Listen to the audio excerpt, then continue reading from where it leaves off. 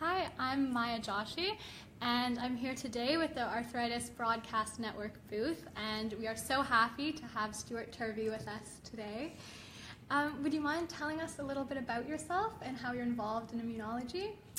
Yeah, I'm a pediatrician, so I work at BC Children's Hospital, and I combine research and discovering new things about the human immune system with clinical practice that involves kids with immune system problems, including kids with arthritis and other forms of rheumatology disorders. Mm-hmm. So would you mind explaining for some of our viewers the difference between rheumatology and immunology? Well, maybe there's not much difference. Rheumatologists think a lot about children with inflammatory conditions, trouble with their joints, or forms other inflammatory diseases like lupus. All those diseases are caused by confused immune system. The immune system attacks the joints or makes antibody that makes people with lupus sick. And so there's often a really strong partnership between the immunologists who kind of understand those cells and the mechanisms at play, and then the rheumatologists are so expert at diagnosing, treating children with rheumatology problems. Okay, interesting. And so how are autoimmune diseases different in children in comparison to adults in terms of symptoms and maybe treatment? They're not. I would say autoimmune diseases can affect anyone at any age, and so we know that some autoimmune conditions are maybe more common in childhood. Classic would be type 1 diabetes. Is predominantly something that happens in children, and some autoimmune or autoinflammatory conditions may be more common in adults, something like lupus, systemic lupus erythematosus. So the diseases have some predisposition to be in children or adults, but in general, they're not so different. Okay, so similar symptoms. Yeah. But as pediatricians, I think what we're so skillful at is sort of recognizing the issues in kids who maybe can't speak and tell us what's wrong, and then using the medicines that will using them in the right way that allow the kids to grow and be healthy and avoid side effects. So I think that's one of the skills of the pediatrician. Yeah, no, absolutely. I mean, I know as a patient myself, I'm an adult barely, but it's hard enough describing my own symptoms to my physician. Yeah. So of course, as a child, that's very hard to do when you maybe can't speak or have a smaller vocabulary. Exactly. So I think pediatricians certainly listen to the families a lot. We care a lot about what the parents might tell us about what they notice in their kids, and that's any pediatrician who doesn't listen to the mum is making a lot of mistakes, I would suggest. Yeah. We had Lori Tucker in here just previously, and she was saying how when you're a pediatrician, you're treating the families and the parents just as much as the children. Yeah, also the grandparents too.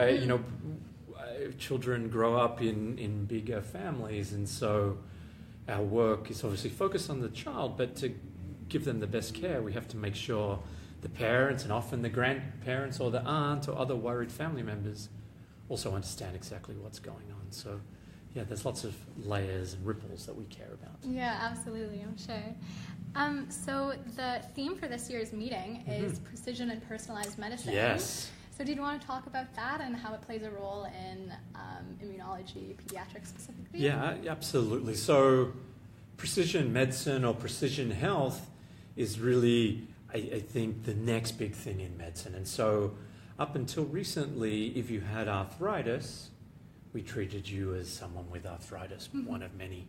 Now, with new technologies, including genetic sequencing technology, we treat you as an individual, and we treat you precisely based on your genetic makeup, on your environmental exposures, so that we can optimize the diagnosis and the treatment and minimize side effects. So I'm excited that the meeting's focusing on precision medicine or precision health, because that's really the way of the future. Yeah, absolutely.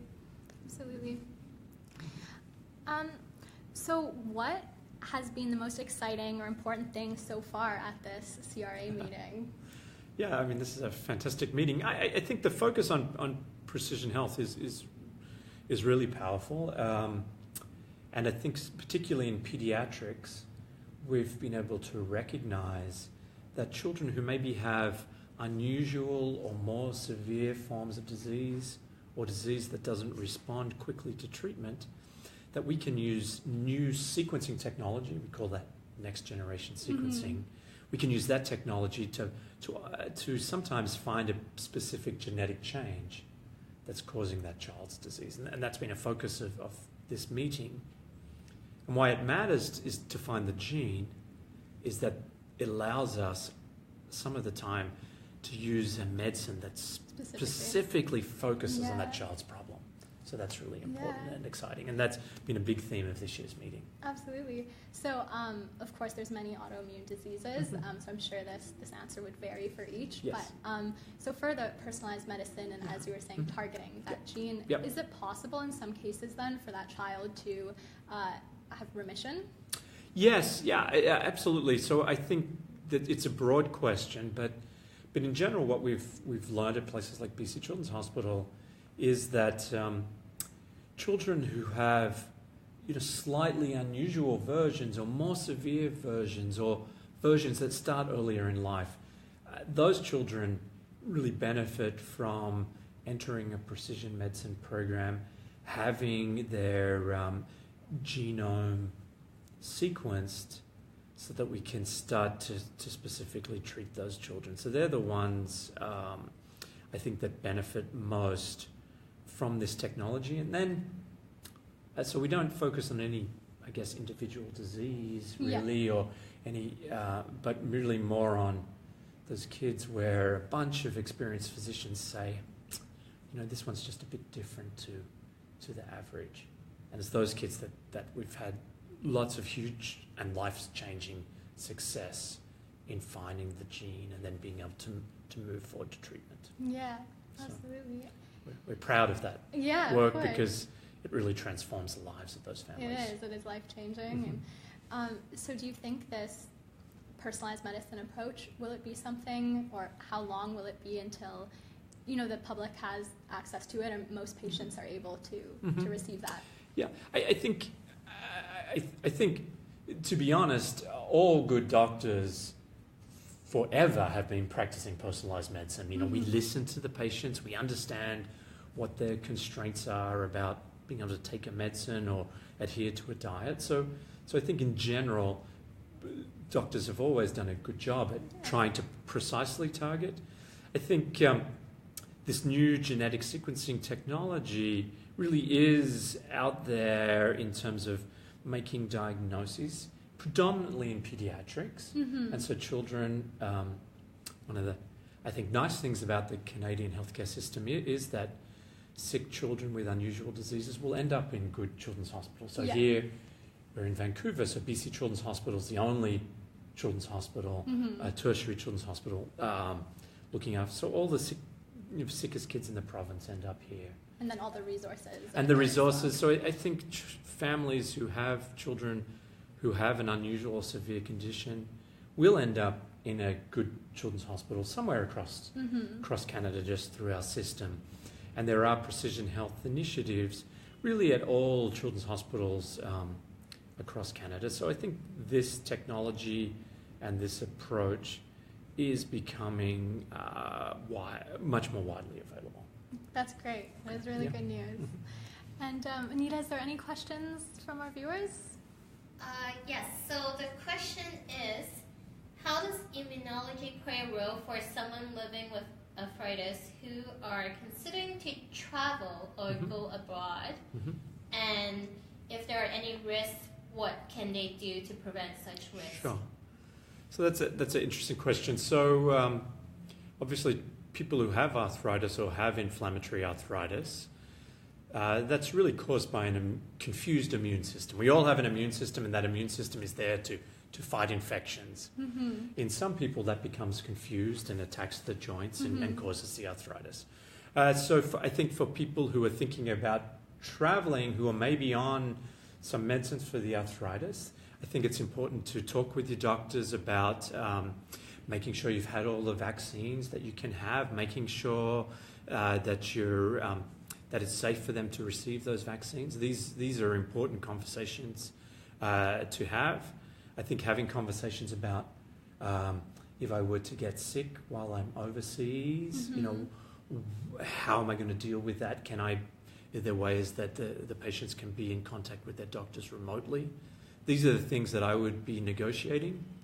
The one thing I'd ask patients is, you know, don't call us the week before and say, hey, I'm going on a complicated trip next week. Help me out with vaccines, with medicines, with all of this. We care, we want to help, but we can't do it without a little bit of lead time. So give us a chance to do the best job to help. Fair enough. And just another question about that. So in terms of traveling for the actual plane ride to a destination, how does that impact one's immune system if they have an immune disease? No, I mean, I think the answer is complicated. But for most people who are living with arthritis or other inflammatory conditions, there should be no significant barriers to travel. Our goal would be that our patients are well treated, well managed, and through that are able to go and live as they want. And I think that should include travel. So, my goal for my patients is to be able to get out there and do those things. I think just with all things with a chronic disease, there's just a little bit of planning involved and discussion. But it would be rare that we would say that you're too sick or too unwell to be able to travel or go on a plane. So, we'll talk to your doctor. Give them a chance. Give them a bit of time. Any other questions? In terms of practicing precision health and personalized medicine, is there a difference between for kids as compared to for adults? So I mean, precision health has a really broad definition, I would say. For me, it means specifically targeting that individual based on their genetic makeup, their psychological makeup, their environment. All of these things are part of precision medicine.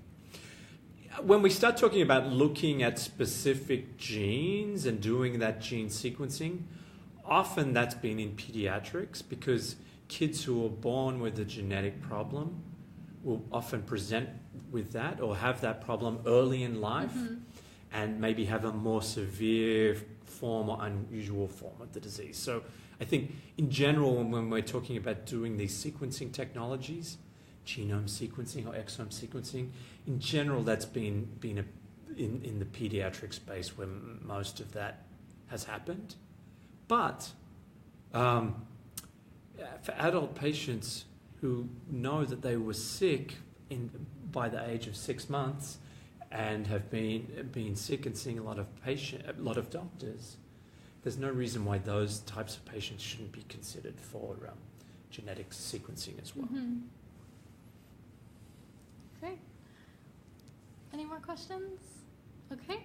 Well, thank you so much for joining us today. Well, thanks for your interest and thanks for standing up for the patients and getting the patient voice out there. Well, it's lovely to learn from you. There's so many bright minds here at this conference, and we're so privileged to have you sitting right here with us. It's my pleasure. Thank you. Thank you.